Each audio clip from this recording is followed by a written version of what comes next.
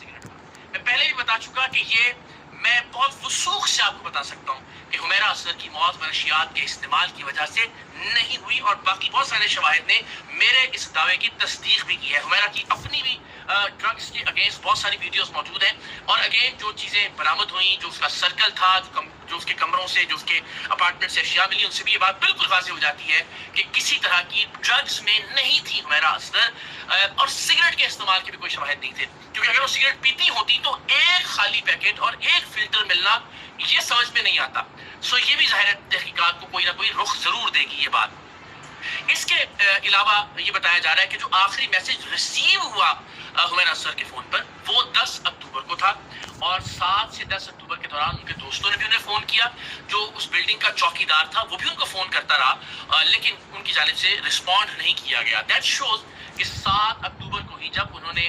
آخری بار 10 لوگوں کو میسج کیا اپنے بھائی سمیت, ان کی وفات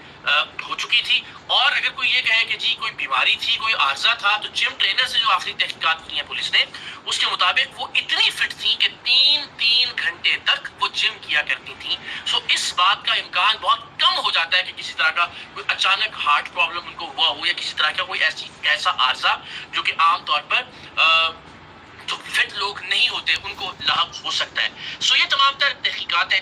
کہ جو اب تک سامنے آئی ہیں, اور میں یہ سمجھتا ہوں کہ ہم سب کا یہ فرض ہے کہ ہم اس موضوع کو زندہ رکھیں تا وقت یہ کہ مرنے والے کو انصاف نہ مل جائے. میں پھر پہلے دن سے یہ کہہ رہا ہوں, اور جو ڈیولپمنٹ سامنے آ رہی ہیں وہ اس دعوے کو مزید تقویت دے رہی ہیں کہ یہ ایک طبعی موت نہیں تھی, یہ منشیات کے استعمال کے نتیجے میں ہونے والی موت نہیں تھی. کچھ بہت گھمبیر ہے, کچھ بالکل ایسا ہے جو انپریسیڈنٹڈ ہے, جس کی کوئی مثال نہیں ملتی. 9 مہینے تک ایک جوان لڑکی کی لاش اس کے اپارٹمنٹ میں پڑی رہی, کسی ویرانے میں نہیں, کسی جنگل میں نہیں, کسی صحرا میں نہیں, کراچی کے پوش ڈیفنس میں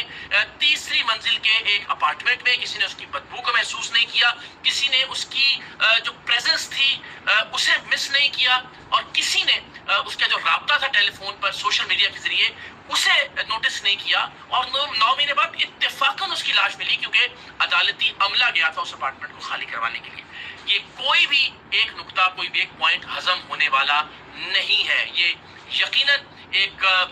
غیر طبعی موت ہے,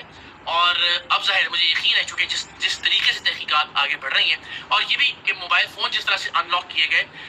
یہ خوش قسمتی ہے کہ حمیرہ نے اپنے تمام تر موبائل فونز کے جو پاسورڈز ہیں ان کو ڈائری پر لکھ رکھا تھا. وہ جو ڈائری اس کے گھر سے برآمد ہوئی, غالباً ایک لیپ ٹاپ ہے جو اب تک ان لاک نہیں ہو سکا, اس لیے کہ اس کا پاسورڈ اس ڈائری پر موجود نہیں تھا. تو تمام